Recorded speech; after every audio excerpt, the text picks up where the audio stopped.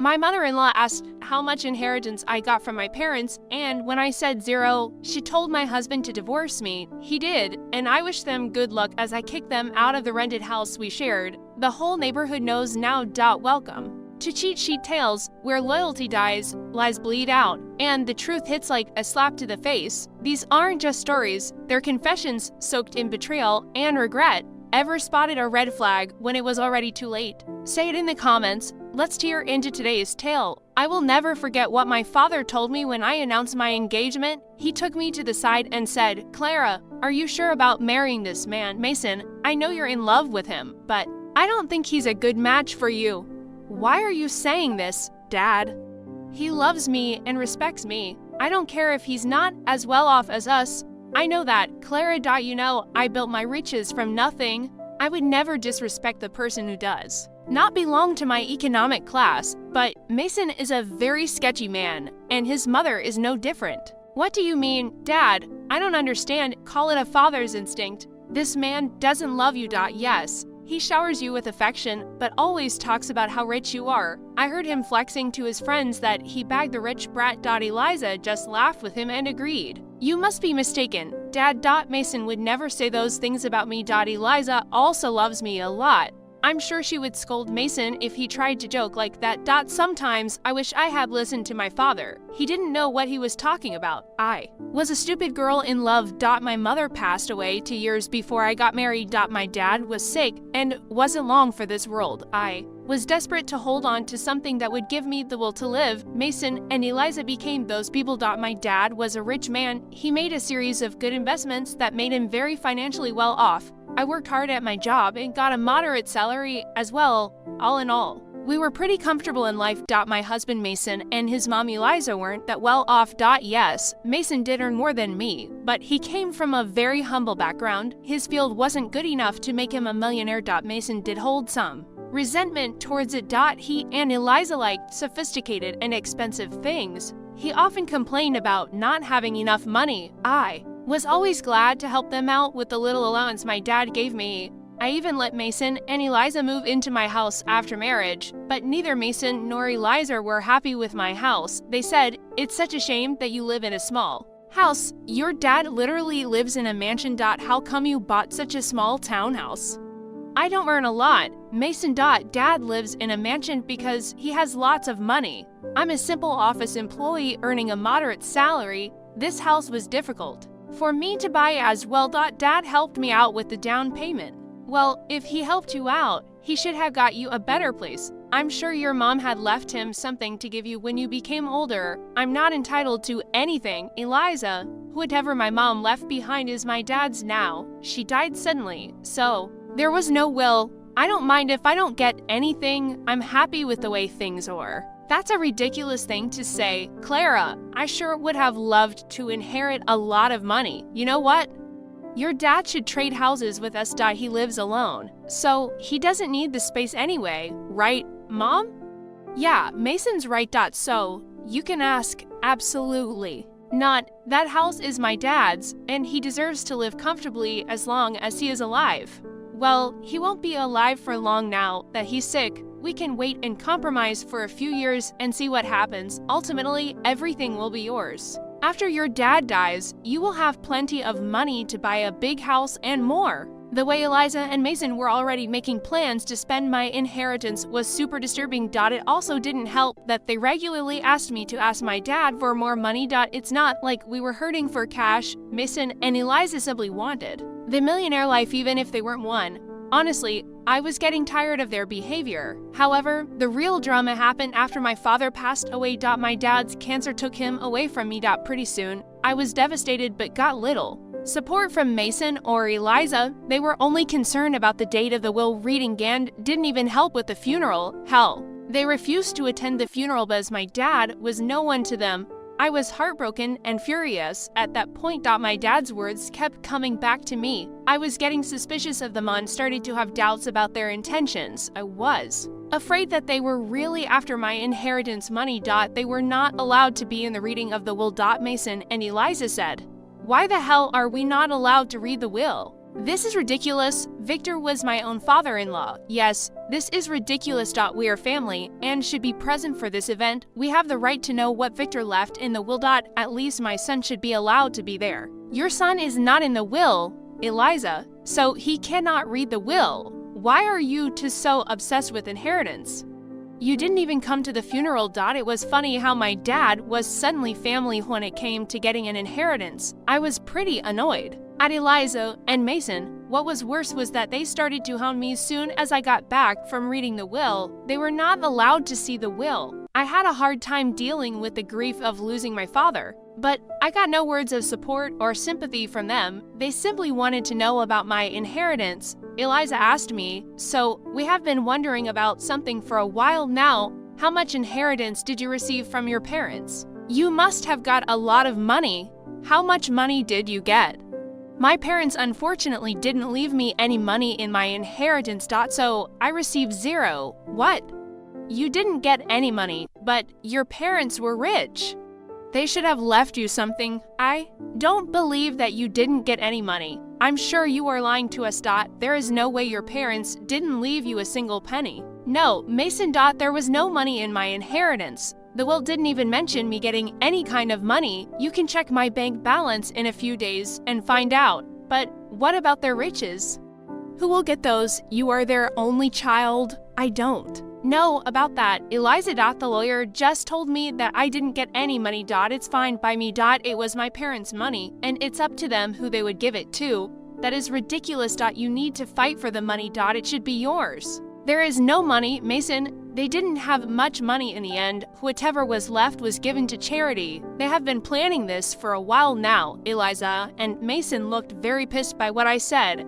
I had no idea why they were being this weird about my inheritance. I almost told them the full details, but something stopped me from doing it. There was this creeping doubt in my mind that my husband and mother-in-law were up to something. I waited for them to digest the news. When Eliza and Mason kept pressuring me for more information, I put my foot down. I told them firmly that I didn't get any money and even offered to show them my account in a few days. Well, a month passed and nothing showed up. In the meantime, Mason grew very restless and stopped being affectionate with me. He was always checking my account and constantly hounding me for information on my inheritance. I was starting to see where this was going. Finally, one day, I decided to put an end to it. I showed them my bank statements and said, "See, I told you that I didn't receive anything. I'm not hiding any secret inheritance money from you. Do you believe me now?" Wow, our years of hard work just went down the drain then. So, his parents weren't rich, and she didn't even get $100 in the will. This is ridiculous. I can't believe this. I can't believe this either, Mom. I stayed in this marriage for nothing. I married Clara for nothing. It was all a waste of time. What the hell does that mean, Mason? Why are you talking like this? Asterisk, asterisk, why do you think he's saying these things? Clara, who the hell would marry you without thinking about the money? My son simply married you so that we can bank on your inheritance. Now, I see that you didn't even get a penny. I can't believe I wasted 5 freaking years in a useless girl like her. I could have done so much better. Asterisk, asterisk, I was stunned to hear them speak that way about me. I could finally tell that Mason married me for money. My parents were right about him and his mom. They were freaking gold diggers. I was so freaking done with my husband and mother-in-law. I was breaking inside, but what they said next turned me into stone. Eliza looked at Mason solemnly and said, "What is done, Mason. But now it's time for you to divorce. So there is no reason why you should stay with her anymore. You will have time to find a new rich wife. This time, we will make sure she actually has some money to her name." Are you freaking kidding me? Eliza, asterisk, you were asking Mason to divorce me over money? Mason, are you going to listen to her? Of course, I would listen to her. Clara, I married you so that I and my mom could have a comfortable life. We grew up poor, and I didn't even go to college. I had no way of earning a lot of money, so you pretended to love me and then tricked me into marrying you. You thought that my parents would give me lots of money that I would readily share with you. Yes, that's what I thought. It was the only way I could give my mom asterisk the life she wanted, but now I see that my efforts were in vain. Mom, single quotes, that's right. I need to divorce you and keep looking. I was stunned by what Mason said. He said those things so nonchalantly, I started to question my own sanity. Eliza and Mason went on to express their frustration at my marriage and myself. I didn't hear a word after a while. I was too busy coming to terms with what they just threw at me. Their total lack of reaction and Mason's sudden shift in behavior were both depressing and angering to me. After a point, I was so mad that I wanted to scream and throw things. However, I didn't do any of that. I calmly said, okay then, Mason, if a divorce is what you want, you will get it. I was never the one to say no to your demands. I might as well give in to your demand now as a last favor. So you will agree to a mutual divorce. It'll save us both a lot of money. By the looks of it, you don't have much to go on anyway. Don't think of this as an opportunity to get alimony from my son. We will fight you tooth and nail before you give up that dream. You better preserve your lawyer fees and agree to a mutual divorce. It'll be best for you. You're right. I don't have a lot of money right now. So I decided something. I will agree to a mutual divorce, but you have to sign a clause saying that we won't share any of our assets with each other. That's not a problem at all. You don't have much, and neither do I at the moment. If you can forego alimony, I'll agree to sign a divorce and won't claim anything from you. Me and Mason discussed the details of the divorce and made sure we were on the same page. I could see that Eliza and Mason were both happy about me not making a fuss out of the divorce. I guess they didn't expect me to be so calm about it. Truth be told, ever since that day, I have been crying on my way to and from work. I used to sit in the parking lot of my office and cry for an hour before and after work. Mason never noticed my puffy eyes or even asked why I was leaving early for work and coming home late. Eliza didn't even bother looking at me after she discovered that I had no money. All of their behavior just made me even more determined to get out of the marriage as soon as possible. I actually had Mason and Eliza move out of my house to a rented space in the neighborhood. They soon settled in while we waited for the divorce to finalize. True to his word, Mason didn't demand a share of my house. I also didn't ask for alimony. In his eyes, it was a fair deal. No, I had no idea just how far I made things out to be. He came to know about it on the day our divorce was finalized. I went over to his new rented space to drop off my wedding and engagement ring. So I just wanted to return these to you since the marriage only brought bad times in my life. I don't want to have any memory of it. Are you sure you want to return it? I mean, you might need the money after all. It's so funny you don't. So you must have laughed at our poverty before. Look where you are now. My son is being generous and giving you the rings. You might need to sell them when your stupid job doesn't pay enough. We want Mr. Rings. They're cheap ones anyway. What do I need to sell the rings for? Money. Eliza, you don't have to be embarrassed. We already know how your parents didn't leave you anything. I guess they lost everything due to poor financial decisions, leaving their daughter destitute. At that point, I laughed very loudly in her face. Eliza looked confused, and so did Mason. I could tell that Mason was somewhat annoyed by his mother's behavior, and he was also surprised at my laughter. Eliza said, "Why the hell are you laughing? Clara, did I say something funny?" It's freaking funny how you think I'm destitute. Eliza. It's also funny that you think my parents lost all their fortune. Well, of course you're destitute. Your parents didn't even leave you a penny. They surely messed up and ruined your life by not leaving you an inheritance. I never said that I didn't get an inheritance. Eliza. I simply told you that I didn't get any money. My parents did, in fact, leave me plenty of inheritance. What the hell does that mean? You have an inheritance? I'm so confused. My parents could see you and Eliza for the little gold diggers you two are. So they made a secret clause in there. Well, it said that I would receive no monetary inheritance. Instead, I was given this entire neighborhood as my inheritance. What? You own this neighborhood now? How is that possible? We would have known about your inheritance if this was true. We even signed the lease with an estate manager who didn't tell us the name of the owner. My parents wanted me to wait for a year before I got my inheritance. They wanted me to test you, too, and see if you were really with me for money or love. Well, of course, you failed the test, and now you won't get anything from me. Also, the estate manager was appointed by my parents to take care of the property before I inherited it. They were smart people, you know. That is impossible. I don't believe a word you're saying. You're just embarrassed because you don't have money anymore. Oh, really, Mason? Is that what you and your mother have concluded from this?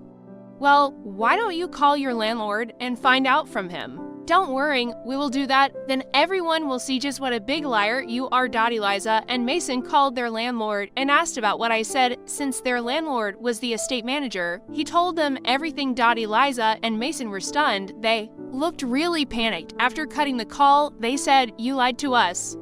You tricked us into thinking that you don't have anything, but you own the entire housing society now. How dare you trick us so? You wanted all your riches to yourself, so you tricked Mason into divorcing you and made him sign papers that he wouldn't claim anything from you." I laughed at their audacity to turn this one on me. It was finally dawning on them that they had messed up royally, and now it was time for some sweet karma. I said, "It's funny you accused me of tricking you.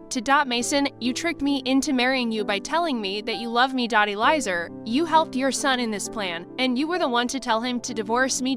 If anyone here was being a scammer, it was you two. As for my inheritance, you asked me how much money I got, and I answered truthfully. This was all a misunderstanding. So what happened is in the past.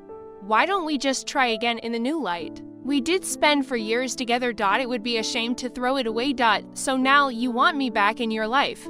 Funny how you were desperate to start fresh with a new girl. I hear that you are already seeing someone rich. Don't worry, I'll inform her about what a snake you are." Mason and Eliza started to beg me not to mess up this new relationship. Mason told me that since I wasn't ready to give him another chance, I shouldn't mess up his future.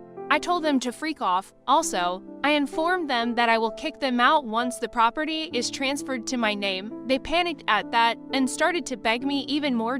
In the weeks that followed, Eliza and Mason showed up at my house to beg me to forgive them. Mason and Eliza already have an eviction on their record, so it is unlikely anyone would give them rent. The only reason they were staying on my property was that I asked the estate manager to allow it. I also called Mason's new victim and told her everything. She was horrified by what Mason and Eliza did and broke up with him instantly. She even showed me the texts after this fiasco. Mason and Eliza beat down my daughter, called Emmy names. I promptly called the police and had them off my property after I got my inheritance in my name. I kicked them out very swiftly. They didn't expect me to go through with the threat. They did show up on my property again, and the police were called. The cops gave them a stern warning, and I filed for a restraining order. Turns out the entire town knew about what happened. They were essentially downed by friends and had to leave the city to start afresh. Meanwhile, I'm enjoying my new wealth and I am finally free from gold-digging leeches.